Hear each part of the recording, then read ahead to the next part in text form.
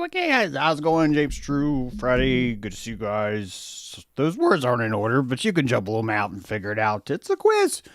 It's a little quizzical. Sizzical. Hope you guys doing well. Is war going well for you? You feeling victorious? Are you like, oh, America. God, so proud to be American. Oh, yeah. Internet shut off in Iran, so it's kind of hard to tell what's going on, you know? There's some taunting. Iran's been taunting Trump. But a lot of rumors. Not really sure what's going on exactly. But this is a feature of war. This is part of why it is. And look, let's be honest. If you punched a girl because she bit you, because you didn't get the right pedophile that you ordered from, starting war with Iran's a freaking good way to do that. Firing Kristi Noem. All these things are wonderful distractions in the land of where we are.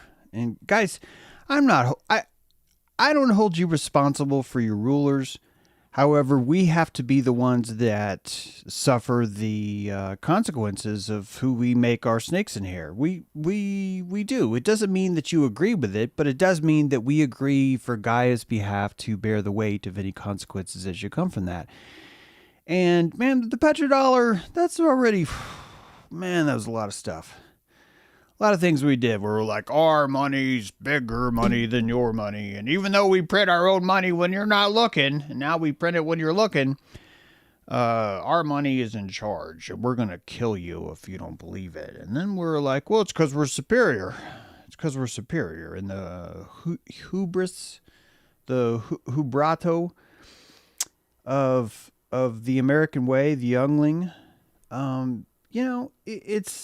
it sometimes it's tricky, but it's really only tricky when you start to understand that you're not looking at Quetzalcoatl with enough faith. We are children of Gaia, and we're raised in this soil, the red and white soil of America here. It goes back much further back than, say, any kind of conspiratorial, but further back than Preston Bush. A lot of people like to think this all started with Preston Bush. Guy did a lot. I'm not going to lie. Probably had sex with Aleister Crowley. Aleister Crowley probably had a surrogate vagina. I don't know how it all works. I'm not indoctrinated in that club, but a lot of weird shit's happened for sure. But honestly, if you look back at Native American history, you really see that, as we've talked about a lot here, there's something about the pattern of this that emerges, and I think that it should make you feel more okay about it. I think that the patterns that erupt, there's unless you want to just like start suicide bombing, and try and like, if you want to feel that's the solution. Hey, I'm an anarchist. You get to do what you want to do. Everyone gets to do what they want to do. You're doing it anyway. I'm a non delusional anarchist, which means I think you already have anarchy. And the people that are saying we need to be in anarchy are living in denial because we have anarchy and they don't like it. And they're like, no, I meant the kind of anarchy where everyone is forced to be anarchistic. And it's like, well, you can't really have that. People want to be slaves in this world. They do. There's a horse costume. You guys know this, right? You guys know this. When I was a kid, I thought we'd be seeing a lot more of these, honestly. But there's a horse costume, and one guy gets in the front, and one guy gets in the back, and you never see the guy's face and back. He doesn't have to suffer the pains of being recognized. He lives in his own world. He's living inside a furry world in there. He's got things going on. There's a lot. There's benefits, is what I'm saying. There's for some reason there's benefits, and one of these benefits was to see people, because the bronze collapse brought us Benjamin Netanyahu. A lot of you guys are like, I didn't know that. Yeah, the bronze collapse, 1200 BC, brought us Benjamin Netanyahu. It actually gave us this really concept of Israel. And everyone's making a big hubbub. Not everyone. Some of you aren't. I'm proud of you. Some of you are just like, I do not give a shit about Israel. And if you're watching me anyway, I appreciate it. Because you're probably like, oh, I'm James's friend. He's always going to talk about Israel again. Oh God, here we go. Okay. Well, sometimes he's fun, but man, he's probably going to talk about humping a rock. I'm not going to talk about humping a rock. You're not going to hear me once say that these are rock humpers. Okay. So let's get that out of your head. Okay. Don't be thinking that I'm going to be saying that they're rock humpers, because that is not what's happening. These are pole bashers. These are pole pokers first. Gad, the one of the 12 tribes. Gad.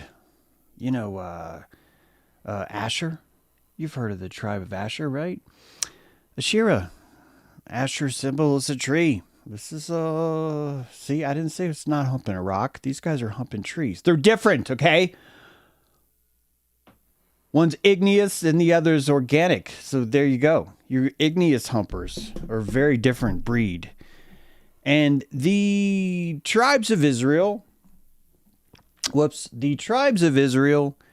brought you the Benjamites today. And I've talked a little bit about this in the past. I think that the way to clear up what's happening is that you were watching the Benjamites pretending to be Judah, the tribe of the lion. It's wolves dressed in lion's clothing. I got to be straight with you. I realize the archetypes are confusing here, but think about the golden fleece. The Benjamites are the wolf tribe. The wolf tribe is an ancient tribe, but they're not the oldest. The Benjamites were a tribe that did its best to insert themselves into being the oldest, and Judah was a big part of this. Guys, the original, the lost 10 tribes of Israel, do you know why they're lost? Because they're fucking were decimated, right? It was like 720 BC, something like that. The Israel is destroyed. It's destroyed by the Assyrians. Fucking Iranians came in. We're just like, dude, you guys fucking suck. And Israel was a confederacy then. It was a lot like Native America. A simpler people.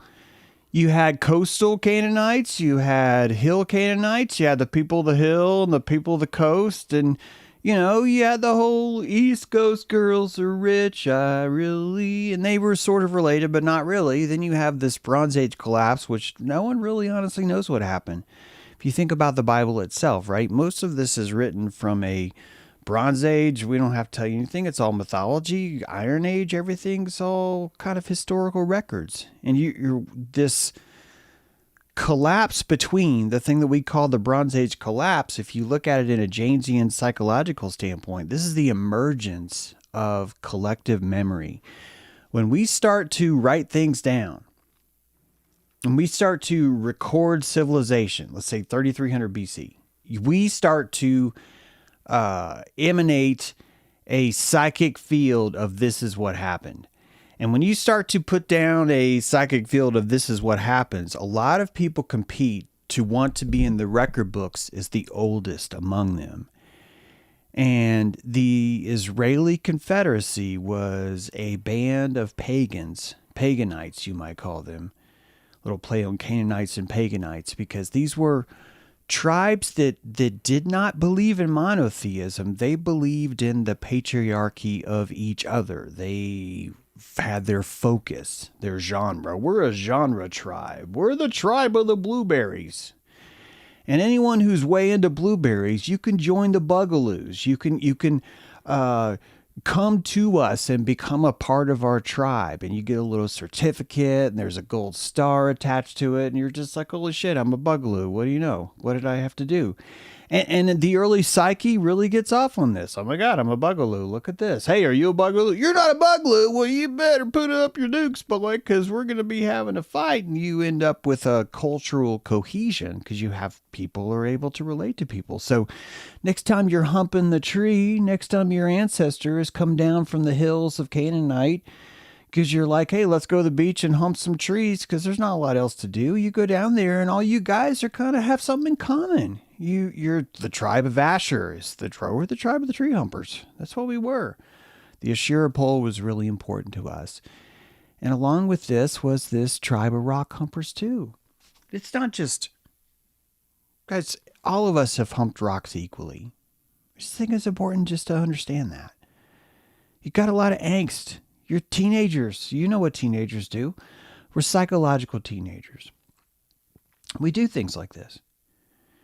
So you have the 10 tribes of Israel, which basically were just destroyed. And these are the lost tribes because they're gone. They're destroyed. And what do you have left? You have this Judite contingency. Conglomerate living in the hills. They're just like, fuck this, man. We are living in the hills. Thank God the sea people didn't like to walk up hills. Sea people are not very aerobic. They're just like, we don't want to go up in the hills. And it turns out that the people that survived this Bronze Age collapse were the people that weren't really that inclined to live next to the ocean anyway. Really wasn't important to them. So you have a kind of safety in your ability to hide in the hills. You have this tribe of the Habiru, or the inland Canaanites.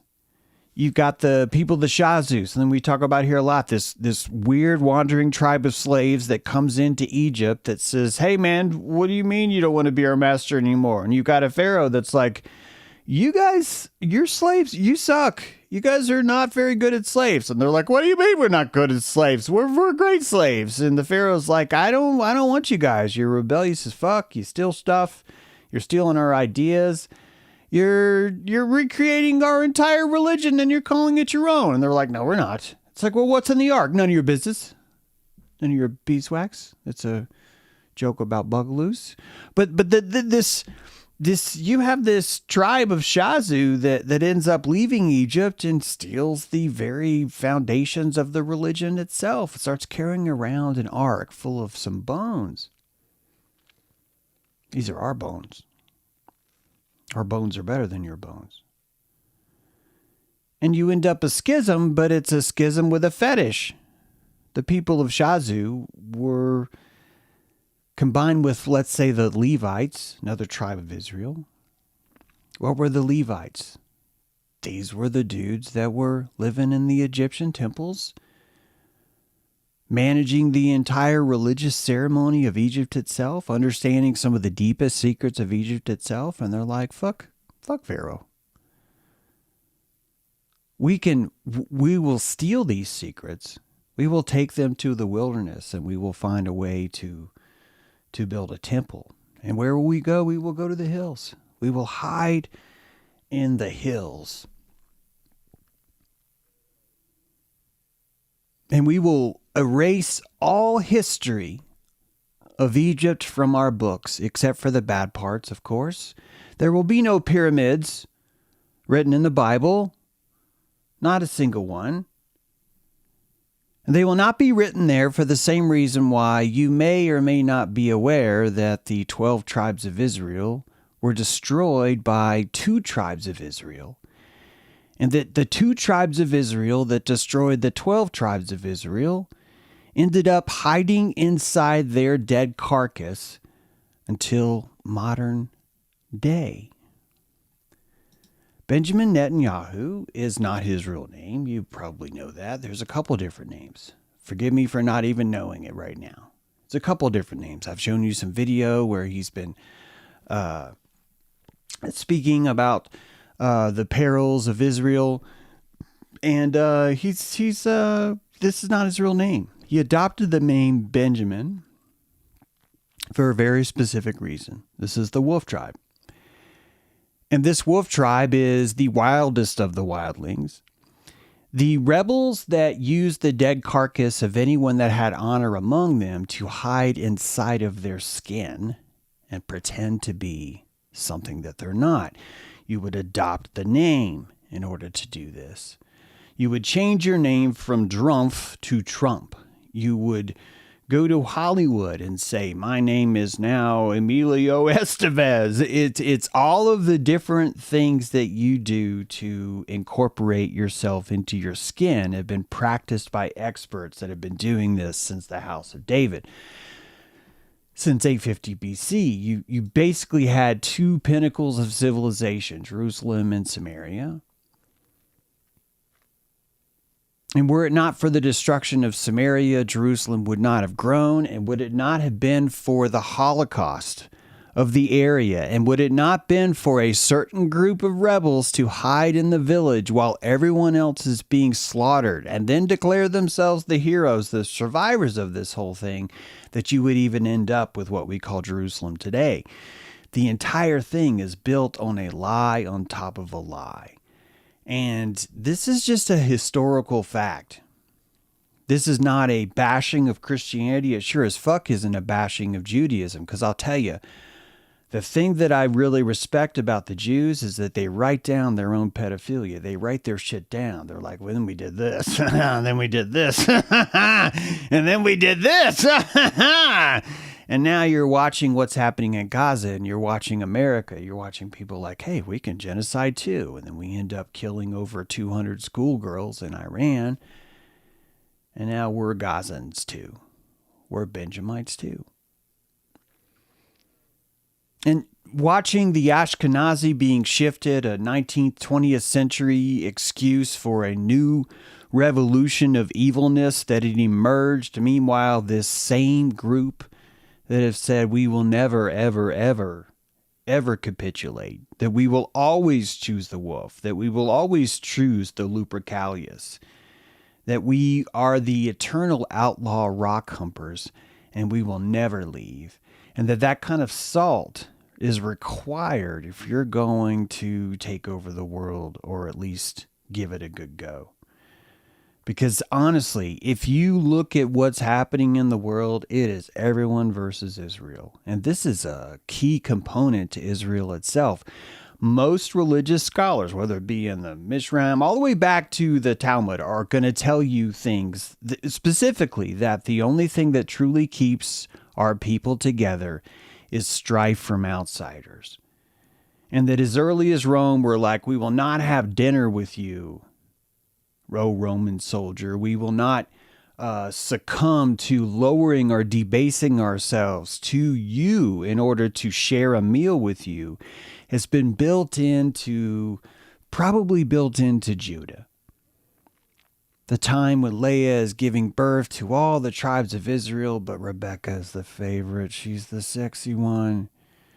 She's the golden childesh. And she gives birth to the Benjamites that are given the most sacred land next to the Levites. And there's a trust, well, you're one of us. Why would you hijack the rest of these tribes? And the answer is because we're Benjamites. The answer is because we are the tribe of the wolf. And in order to us survive, we're going to have to watch the sea people come in and destroy all the other people while we hide. This is a quintessential requirement for survival. And I think it's part of why the sacrifice, the harvest was rejected. Cain's sacrifice was rejected. It was a snapping, a turning the back. God turning his back on a certain people is a necessity to instill a certain kind of growth, because you're creating a golden child scapegoat scenario. You're creating a sense of injustice. That injustice ends up backwards breeding goodness, that you end up with an electricity, a capacitor in the world where you have the most sinister parts of evil working ahead, getting ahead of itself, just like the electrons. The negativity of this charge is imbuing the soil with other kinds of morality that are going to be the last to the race. Truth is always the last to arrive. And that this form of deceit is still rising today, and that everything that we're watching happening right now with Trump and all the decisions that he's making really comes down to this ability and desire for us to grow. And that this growth happens because we have the wolf amongst us. We incorporate the predator. We incorporate this kind of evil energy in order to grow as a people. It wasn't enough to have Egypt. It wasn't enough to have Hathor. It wasn't enough to have Dendara. It wasn't enough to learn about how to see blue. It wasn't enough to understand the secrets of Maat and the weighing of the heart and the consciousness of your soul. It wasn't enough to understand that your own brother, this Horus inside you, gave its own life so you can be born. It wasn't enough to have all the secrets of the universe revealed to you. People wanted something more. They wanted war. They wanted strife. They wanted to conquer. They wanted to feel the lion's roar of Judah, but accept none of the consequences. This last attack on Iran is called Operation Epic Fury by the Americans, and the Israelis call it the Lion's Roar. Benjamin Netanyahu probably named that. It is a kind of a quintessential slap in the face of look at how we don't really have to do shit. That our lion's roar comes from the naivete of Pete Hegseth, or from the lustful weakness of someone like Trump. That the weak children of the world are ours to manipulate, and that we will keep doing that throughout the world because we are the Benjamites, and this is how we survive. We are not here to defend the Israeli Confederacy. We are here to watch the Holocaust of the Israeli Confederacy so that we can take over in a rebellious spirit. This is the same thing that the Shazu did by stealing the sacred architecture of Egypt and bringing it into the wilderness. The Ark of the Covenant is the Holy of Holies. This is a room inside the Temple of Luxor. That room is inside of an outer hallway or an outer temple where only the elite priests were allowed. This is the exact same framework of the holy place. And that within the holy place is the Holy of Holies, but both those things are within this outer temple, this outer church, which is basically just a giant sacrifice barbecue pit. A system of bribes and releases, a entire ecosystem built around the slaughter and the flowing of blood itself. And this doesn't just exist in Israel. It exists in Mexico. It exists in America. It's really part of the fifth sun consciousness. In order to survive with such a deep memory that we have, to have such a limbic power to absorb things, we're going to need to absorb a lot of free energy until we learn to find that energy elsewhere. And one of the best ways to find that energy is through cannibalism. Not just cannibalism in the sense of the eating of other people's energy, but the eating of other people's culture.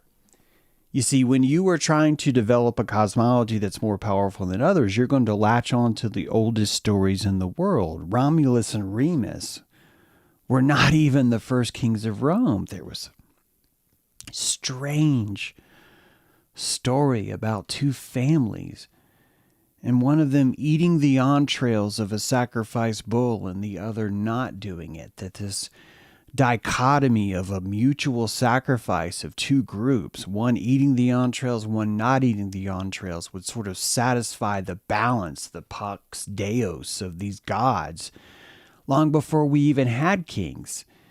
And you look at the Bronze Age and you have these patriarchal figures that live for 800 years, 1,000 years, 400 years, 200 years. And you're trying to resolve just what the fuck all this means. Where does all this stuff come from? And I think this truly does take you back to Egypt, into this Osiris cosmology, which I preach about all the time on here. This idea that you're hallucinating most of your history, and that it takes about 5,000 years. What is it? 2000? Year 2000-ish right now. The year 3300 BC. There's roughly when we started to record things down. There's 5,500 years, 300 years, 400 years, 5,400 years. And you've got this ancient idea, some of the oldest written records, which were probably stolen from Egypt, who knows, that says there's a 6,000-year cycle to this world. And when you look at how we're treating the world, how we're purposely aiming ourselves into a closer form of Armageddon, that the worst people that could have decided to align with the Benjamites have done that, the Americans, and that this is really giving the rest of the world no other choice but to create some sort of end times. But meanwhile, you look at the Benjamites, a secret pact of people that were already pretending to be Israelis. And that you start to look in their book, and it's all these stories of doom and Armageddon and end times, and how there is a sacred duty they have to rush and bring forth the end of the world. That the reason why there is no Messiah yet, because he is yet to come, because in order for him to come, we must produce more angst, more terror, more evil. And we find ourselves living in a country where we're watching our president do this very thing, help these very people. Sadly, we're watching people like Massey, who instead of actually maybe doing something that would be truly authoritative, is trying to create legislation that says, hey, you're not allowed to go to war with Iran, which is a direct bitch slap in the face of the congressional powers that have already been there. You're watching this Armageddon happen. And it really depends on how you want to feel about this. Do you want to feel as if you're a victim? Do you want to feel as if you're a victimizer? Do you want to feel you're responsible because of the taxes that you may or may not be paying right now? Do you want to evaluate yourself as being white even? As being a part of this network where all we hear about is Charlie Kirk when 200 schoolgirls in Iran were buried in the middle of the day despite all these airstrikes still coming down. The satellite photos, which is the only thing we could even see on Iran, show tens of thousands of people gathering saying, fuck you, bomb me anyway. We're going to bury these girls with honor. And this is all we're doing. This is all our doing, and it all comes down to these sons of the South, the Benjamites, using their power and our gullibility, our willingness to be led by those things. I wouldn't even say it's our leaders. I think probably the biggest thing that stops us from seeing where we're going is understanding this isn't even our leaders. This is just simply what we've decided to tolerate. This is what we want to tolerate. And you're looking at what people wanted to tolerate. Now, why do people want to tolerate this? Is it because people are awful? Sure, that's fine. Is it because the world's evil? Sure. Prison planet. It doesn't matter to me. What matters to me is that when I look back in history, I see a repeating pattern that constantly says, do this more, do this more, do this more. And then I start looking at China and I see that overall you have this unification of evil, this just massive form of evil and destruction, from Ashoka's columns to just the unification, to the flooding of the province of Wu Wei, to all of these horrible things that were happening that were necessary to create a unified China. And then you look at what China is now, and it's in a very different place than it was before. And it's layers and layers of deceit packed on evil, packed on lies, packed on history that's been changed, that's been conquered. History is conquered more than it's written. You know this. That you and I are watching COVID conquer history. That I know for a fact it's going to be very hard for a high schooler in 20 years to look at the Illinois Department of Public Health, the Secretary of Public Health, who's giving a press conference saying, look, guys, I need you to know that the way this shit's happening is that every single person that tests positive for COVID is going to be launched as a COVID death. Have you guys heard about Corey Ritchie? This is the lady that got into real estate. She poisoned her husband, allegedly poisoned her husband with a fentanyl overdose. He died from the fentanyl overdose. The autopsy reports that. And you have this story going around of a woman who murders someone else. This story, guys,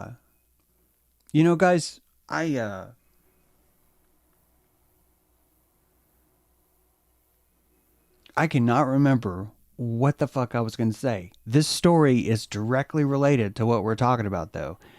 And I just can't remember it now. I'm so sorry. This has just happened to me, and you're watching this live. You're watching this happen live right now. I can't. I'm trying to find it. Oh. Why was I talking about Corey Rich?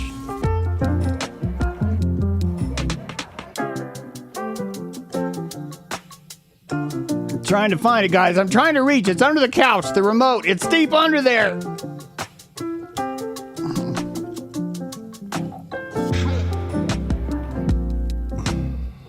Oh God, I think it's gone.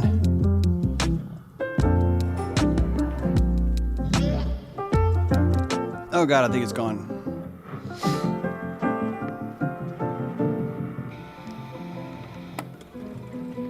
Oh, damn, I can't remember, guys. Oh, I let you down. Man, I swear it was like really related though. It was like really related. It was super related.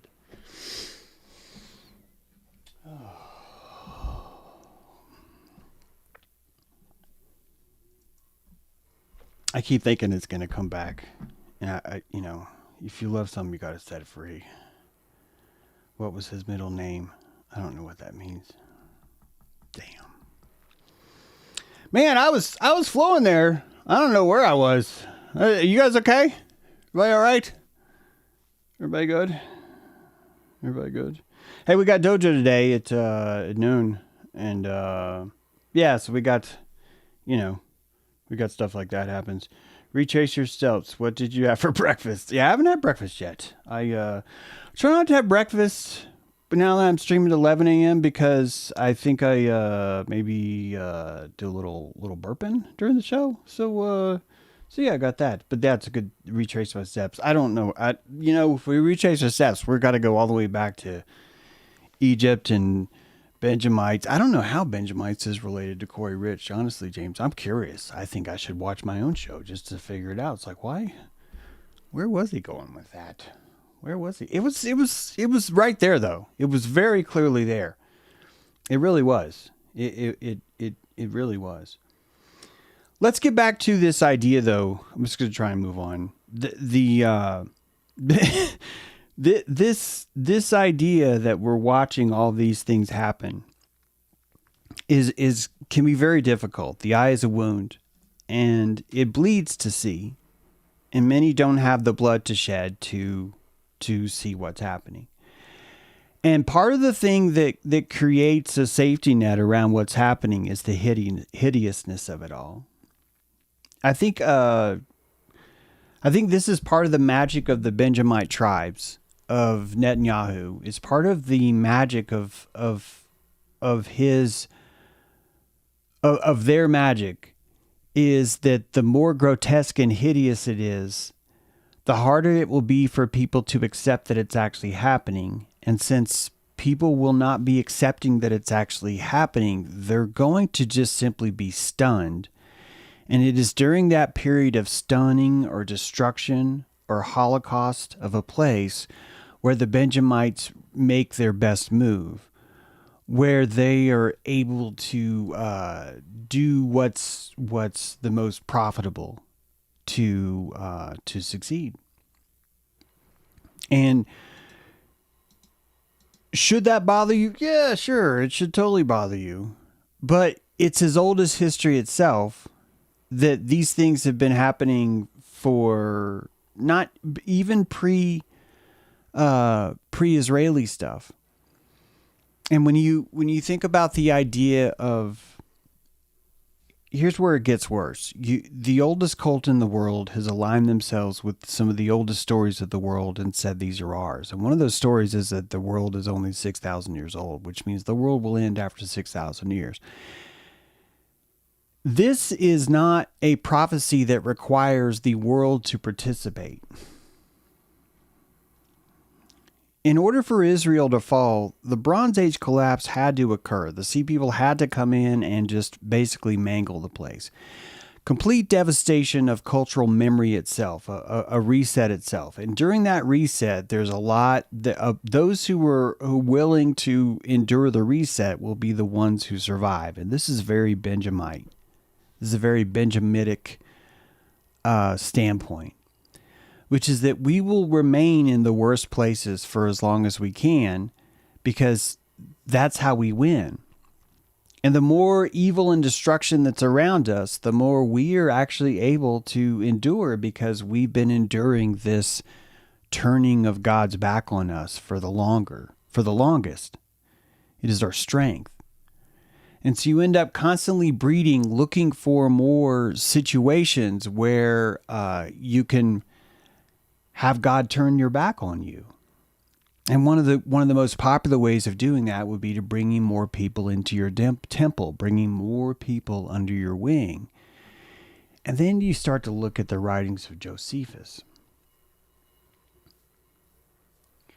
Josephus is probably primary scholar you're ever going to find when it even comes to looking at how was the Bible written, where did all this come from, what was this conglomeration, at what point did these 12 tribes, all these different books start to switch. I remind you guys that the book of Judah is like one of the later books, but the tribe of Judah insists that it's one of the earliest tribes. It places itself back earlier. You have a swooping in and a stealing of history, a claiming of a royalness, which is very common among monarchies all over the world, right? Well, my blood's related to this. Well, my blood's related to that.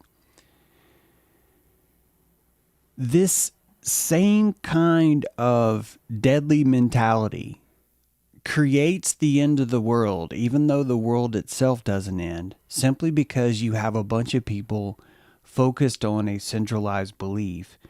And whether they like it or not, that belief's going to come true because of the reverence.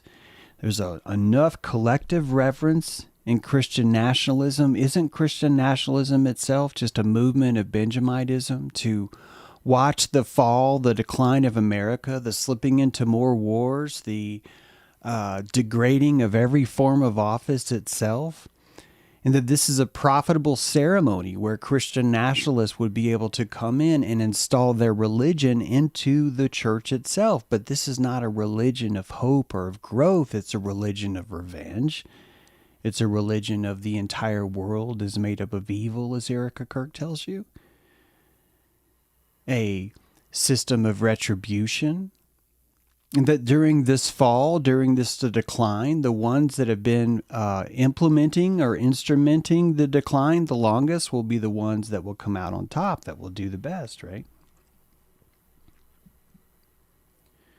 So why is America participating in this?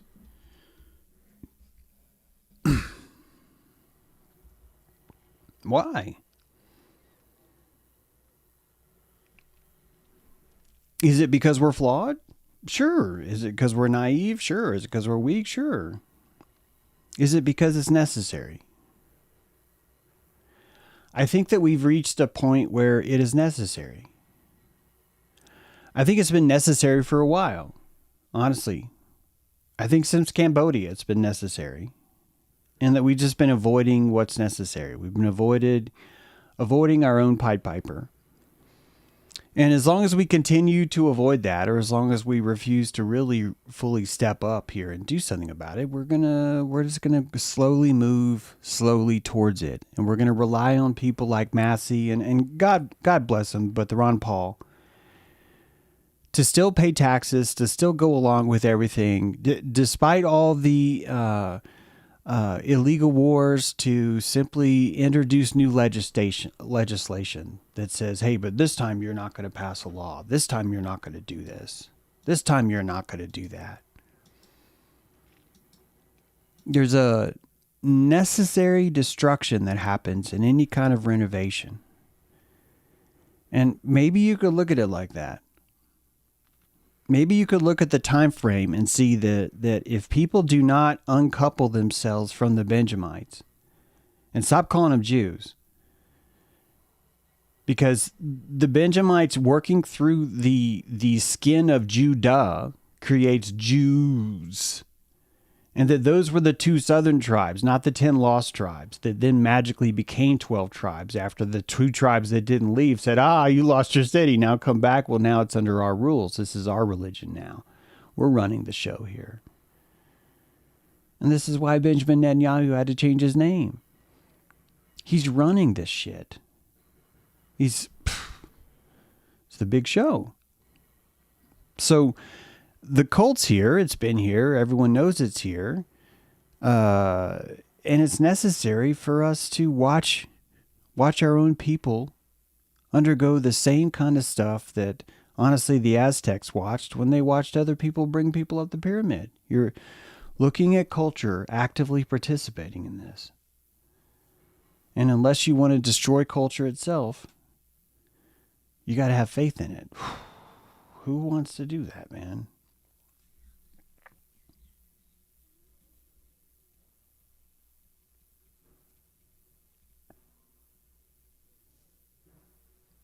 I don't think you have to want to do it, by the way. I want to remind you guys that Josephus, who probably was the main culprit in shaping Christianity into a Romanized religion. Josephus was a rebel leader in Galilee.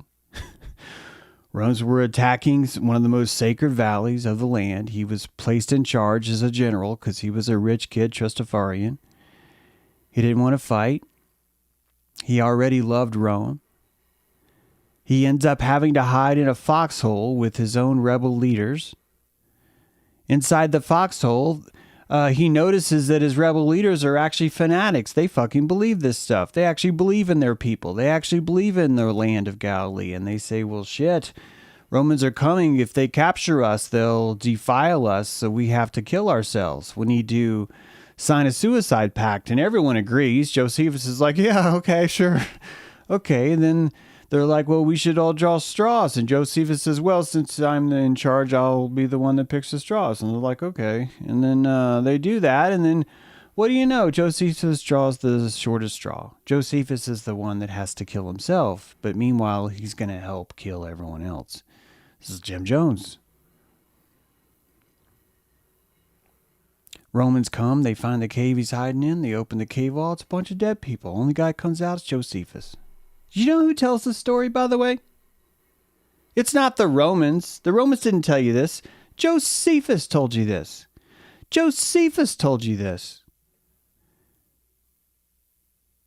He comes out, sees Flavius, Titus, two Roman generals, says, hey, you guys please don't kill me. I had a vision in the cave. I was about to kill myself, but I had a vision that the most glorious Roman emperor would capture me, and or the most glorious Roman general would capture me, and that very general would end up to be emperor, would become emperor of Rome.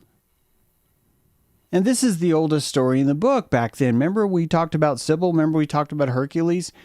That Hercules is wandering around, and one guy's like, I had a vision that some big strong man would come and build an altar here. But it would only be the strong man who was chosen by Hera because he was the strongest of all. And then you got a bunch of rock masons that are just like, well, shit, I want to be the strongest of all. This is brilliant. This is brilliant tactical manipulation. And you have the same thing happening here. Guys, the only way we're going to learn to use our belief engine is to have it broken by those around us who are not going to treat us well as a result. This is what it takes. So Josephus prophesies that the general that's going to save him is going to be emperor of Rome. And you know what? He rolled his dice and it worked.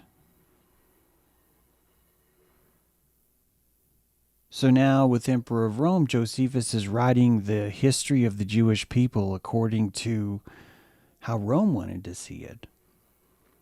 This is another Benjamite.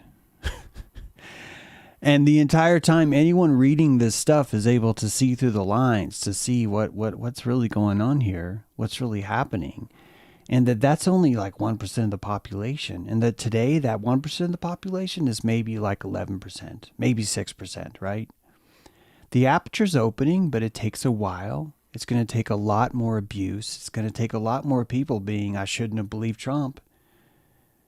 And right now, you've got at least a quarter of Americans that are actively supporting the war in Iran. Why? Just because. Just because. Because they trust Trump. Why do they trust him? It doesn't fucking know. They trust people. We're told to trust people. I came here to trust people. My dad said he trusts people. I trust people. I trust my country. You trust it. Say Pledge of Allegiance. Why the fuck would I not? Stop, drop, and roll. I rolled underneath my desk once. Gotta be. I'd trust him now. Otherwise, I would have gotten down on my knees for no other reason than I was being naive. Don't you dare say that ever again. You are only on your knees because you wanted to be freely. You would never be fooled. And this is our psyche coming online, guys. Needs a lot of boogeymen. A lot of boogeymen. A lot of them. Needs a lot of them.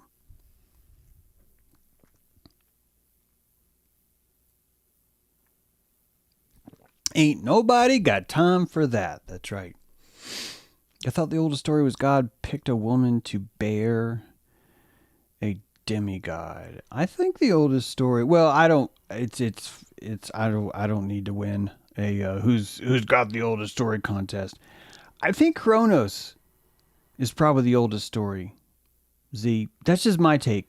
My money's on Kronos. The story of Kronos. Kronos having his are cutting the umbilical of Uranus and Gaia. I think that's the oldest story, but that's just my little 2 cents here, and my 2 cents on the Benjamites. These guys aren't going to leave, and I think that we need a world that has them. I think once we understand the true magic of snakes and hair, probably the first. Keep in mind that the first Israel was 12 tribes, and each tribe believed in their own God. And each tribe respected that, hey, these are the guys that believe in this. These are the guys that believe in this. And some of those believed in trees. And they just didn't tell you what they were doing with them. Like, yeah, we believe in trees. Well, what do you mean? Well, we just like trees. Yeah, but like, can you tell me about your ceremony? No, it's secret. Well, why is it secret? Look, you wouldn't understand. You wouldn't. Well, did I see you guys like humping trees? Well, you're not humping trees. That's not what it's called. Stop it. Don't ask more questions. And that the original Israel, the original 10 tribes were fine with this. They were like, hey, if you guys are into trees, man, it's okay. It's okay. Hey, we worship fish women. We like fish women. It's okay. We're all going to get along. Everything's going to be fine. Everything's going to be fine. We like the Magdalens. We do. We think fish women are great. You hump trees? We like fish women. So what happened there? What happened after the fall of Jerusalem? You end up with a lot of Holocaust. You end up with a lot of hell. One of the tribes says, hey, you know what? Our God, it just turns out that he's actually in charge of all of your gods. That's what happened. One tribe said, oh, by the way, rest of the tribes, our God's kind of in charge of all your gods. Yeah, he told us that. He told us that.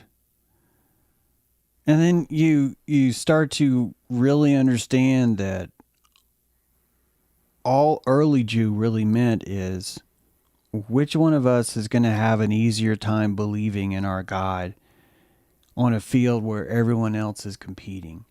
Because you start to introduce competition there. That Holocaust introduces competition. It introduces this angst.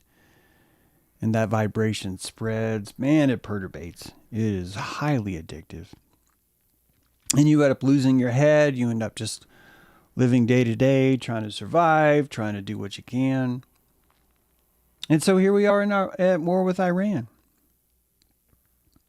And as I've said before, I'm Team Iran. I think it sucks that Iran's bombing a bunch of places right now. But I think it sucks that we were naive and stupid enough to